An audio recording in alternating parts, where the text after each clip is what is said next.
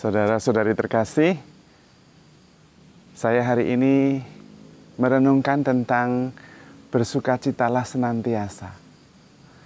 Itu tulisan Rasul Paulus di dalam 1 Tesalonika bab 5. Ajakan juga supaya kita selalu bersukacita.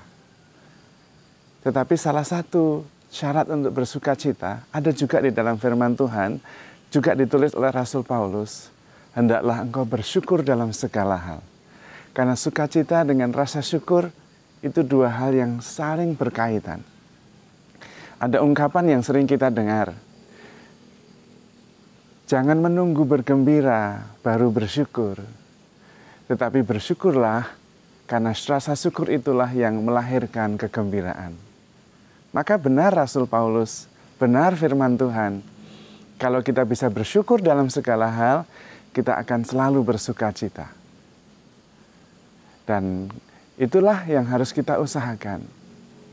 Yang membuat seringkali kita tidak bersyukur adalah mengeluh dan menyalahkan. Siapa saja dan keadaan apapun. Kadang-kadang yang disalahkan adalah keadaan. Hujan, mengeluh. Aduh, kenapa hujan? Padahal saya sedang mau jualan es, misalnya. Hujan saja yang tidak tahu apa-apa bisa disalahkan. Atau panas terik. Aduh, panas benar ya. Padahal saya lagi mau menanam sayuran. Kita bisa menyalahkan apa saja dan mengeluh tentang apa saja. Dan mengeluh serta menyalahkan adalah pencuri kebahagiaan kita.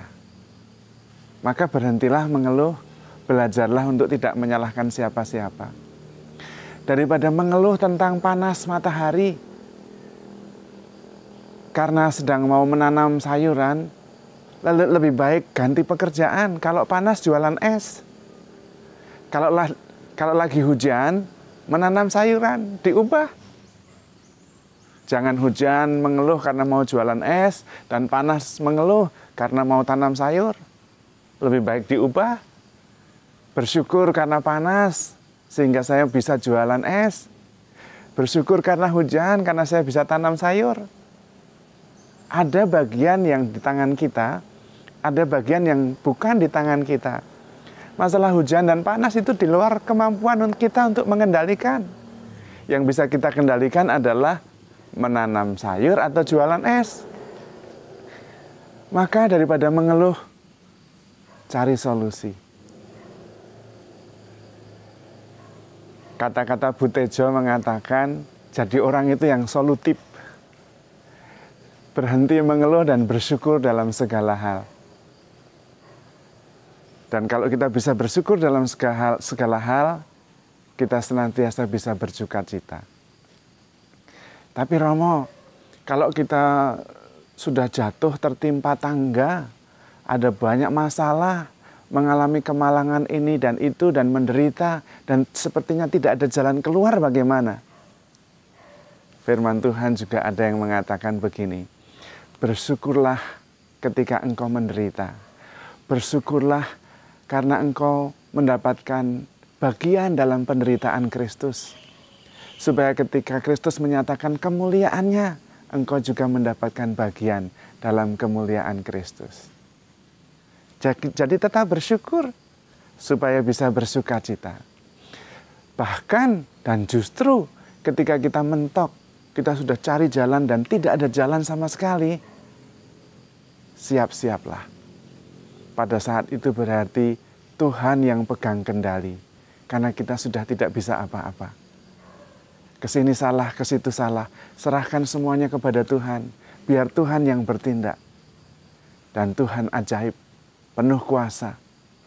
Kalau anaknya saja yang tunggal diberikan untuk kita, apa yang tidak akan Dia berikan untuk kebahagiaan kita? Yang penting kita percaya, karena Dia adalah Bapa kita. Coba, kalau kita hidup berdasarkan iman, bahkan menderita pun kita bisa bersyukur, bisa ambil bagian dalam penderitaan Kristus. Bahkan ketika tidak ada jalan keluar, kita bisa pasrah dan menanti keajaiban karena Tuhan yang bertindak. Karena itu marilah kita menemukan alasan untuk selalu bisa bersyukur, supaya kita senantiasa bersuka cita. Tuhan memberkati.